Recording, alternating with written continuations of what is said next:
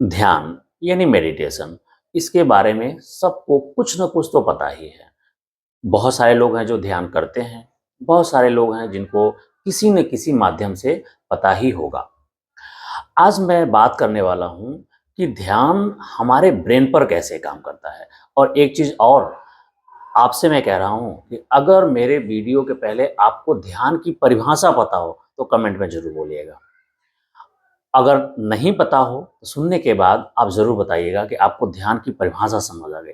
मैं चाहता हूँ कि बड़ी ही आसानी से आप ध्यान की परिभाषा पहले समझें, क्योंकि जब तक आप ध्यान को परिभाषित नहीं कर पाएंगे तो आप अगले मुख्य बिंदुओं की तरफ जाने में थोड़ी सी कठिनाई हो सकती है। तो ध्यान किसे कहते हैं, यानी ध्यान क्या होता है।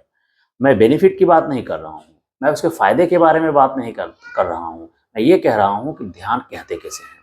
तो चलिए समझ भी लेते हैं। ध्यान एकाग्र चित्त की प्रैक्टिस होती है। यानी ध्यान जो है वो एकाग्र चित्त की एक ऐसी प्रैक्टिस है जिससे सचेत अवस्था में जागरूकता को प्राप्त होता है। यह ध्यान का एक बहुत ही सिंपल परिभाषा है। तो ध्यान हमारे ब्रेन पर मुख्यतः दो बिंदुओं पे काम करता है। पहला न्यूरोट्रांसमीटर और दूसरा इलेक्ट्रिकल इम्पल्स। इन दो पॉइंट्स को अब एक एक करके समझते हैं।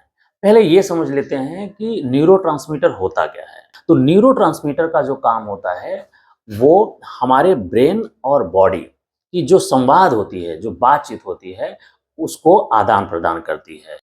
साथ ही साथ ये भी समझते चलिए कि हमारे बॉडी के अंदर अरबों न्यूरॉन्स होते हैं और ये न्यूरॉन्स एक सेकंड में 5 से लेकर के 50 सिग्नल भेज सकते हैं बॉडी के अंदर। तो ये आप समझ गए। जब हम ध्यान करते हैं तो ध्यान करते समय हमारे बॉडी के अंदर 3 तरह के केमिकल रिलीज होते हैं, डोपामिन, सेरोटोनिन और गाबा। यानी आनंद, सुख और शांति। और दुनिया को चाहिए क्या? सबको लास्ट में यही चाहिए, आनंद, सुख और शांति। यानी हमारे ब्रेन से ये जो केमिकल रिलीज करते हैं वो हमारे शरीर को एकदम शांत, पॉजिटिव एनर्जी और सुख शांति प्रदान करते हैं। दूसरा पॉइंट जैसे मैंने बताया था, इलेक्ट्रिकल इम्पल्स या ब्रेन वेव्स।